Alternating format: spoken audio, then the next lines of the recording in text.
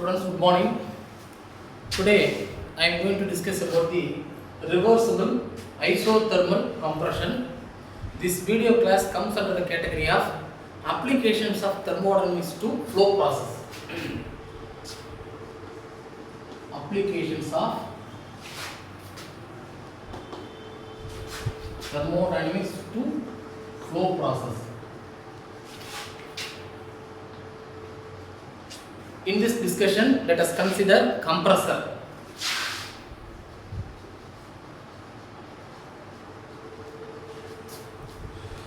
You are well known that compressor is a device used to compress air or gas from initial pressure to final pressure. Compressor is a device used to compress or used to increase the pressure from initial pressure to desired pressure. Compressors are two types. One is reciprocating compressor, another one is turbo type or centrifugal type compressor. Reciprocating type compressor are used for high pressure. If your desired pressure is too high, you have to go for reciprocating type compression. Or if you deal high volumetric flow rate of air or gas, you have to go for centrifugal type or turbo type compressor.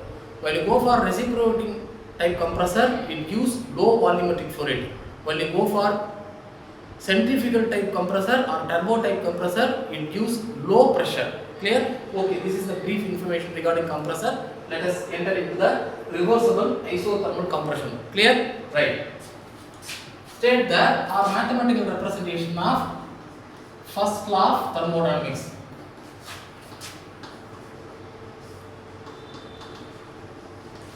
Mathematical representation of first law of thermodynamics to flow process.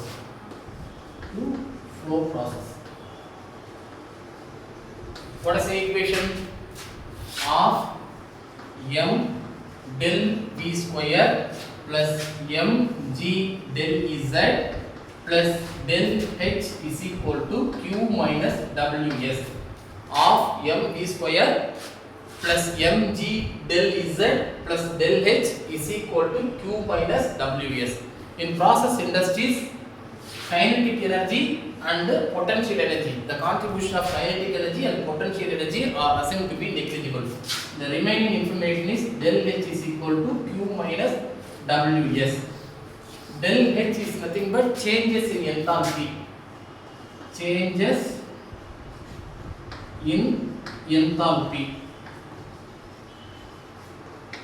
Q stands for heat exchanged between system and surrounding. Ws stands for shaft work. Clear? This is the fundamental equation used to estimate the amount of work required for a compressor during reversible isothermal compression process. Clear? Right. Now I am going to alter this equation. This is an isothermal compression. Isothermal compression means temperature, system temperature is constant. Hence, changes in temperature is zero. When temperature is constant, the internal energy of the system is also constant. U is also constant. Changes in internal energy du is equal to 0. For an ideal gas, changes in internal energy is 0. Similarly, changes in enthalpy is also 0. How? Enthalpy H is equal to U plus PV. Clear?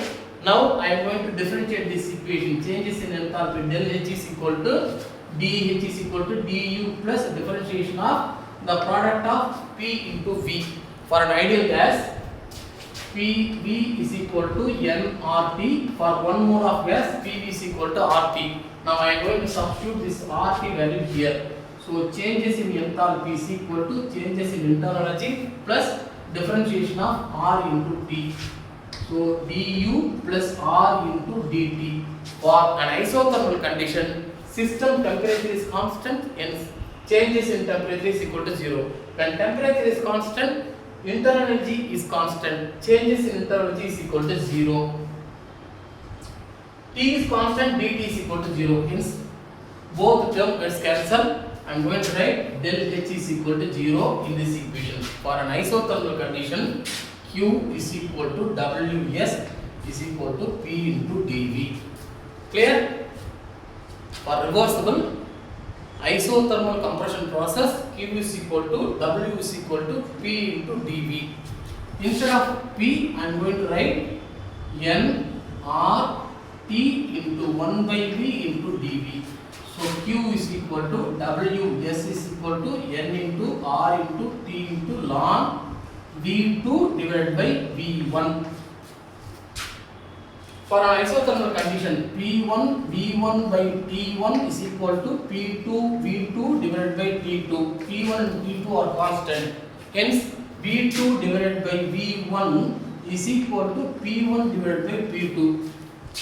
So Q is equal to Ws is equal to N R T ln P1 divided by P2. This is the equation used to estimate the shaft work for the compressor to compress air or gas from initial pressure to final pressure under reversible isothermal compression process. Clear? Thank you.